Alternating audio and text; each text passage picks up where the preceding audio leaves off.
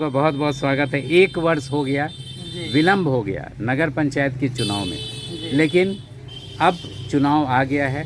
मतदाता आपके नाम की चर्चा मुख्य पार्षद के पद के लिए कर रहे हैं। क्या कुछ मुद्दा है इस बार चुनाव में?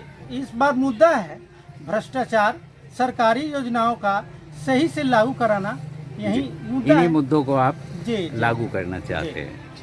आपने भ्रष्टाचार को मुद्दा बताया और सरकारी योजनाओं का, लेकिन जो चुनाव प्रत्यक्ष हो रहा है अभी और पहले अप्रत्यक्ष होता था, इसमें कौन सही है? जी, यह जो चुनाव है यह प्रत्यक्ष सही है।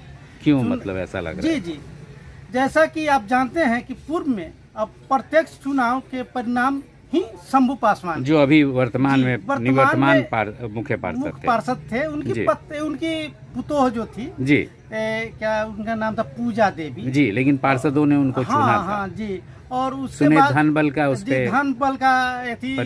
प्रयोग करके उन्होंने चुनाव नहीं, काबिज चुनाव नहीं जीता, नहीं कर सकते हैं।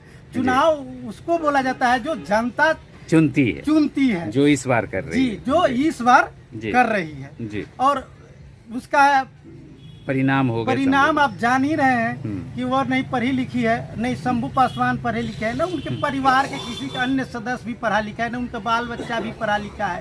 आज जिसके कारण इस पर शिक्षित उम्मीदवार को, प्रमोद पासवान को वोट दीजिए।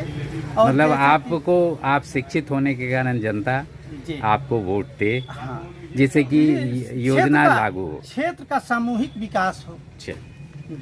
चलिए, तो बताया आपने कि जो अप्रत्यक्ष चुनाव था उसका परिणाम था भ्रष्टाचार और शंभू पासवान का चयन जो हुआ पार्षदों द्वारा वह सही नहीं हो पाया। आज जनता का चुनाव सही होगा जी। तो आने वाले चुनाव के लिए जनता और मतदाता मालिक से क्या अपील कर रहे हैं? जी, आप सभी जनता मालिकों से अपील करता हूं कि मुझे इस बार मौका दे जी, ताकि इस क्षेत्र का विकास कर सकें। चलिए, बहुत बहुत धन्यवाद विचार साझा करने के लिए, और आप जैसे शिक्षित उम्मीदवार को आने वाले चुनाव में शुभकामनाएं सफल होने के लिए। बहुत बहुत धन्यवाद, आभार विचार साझा करने के लिए। धन्यवाद।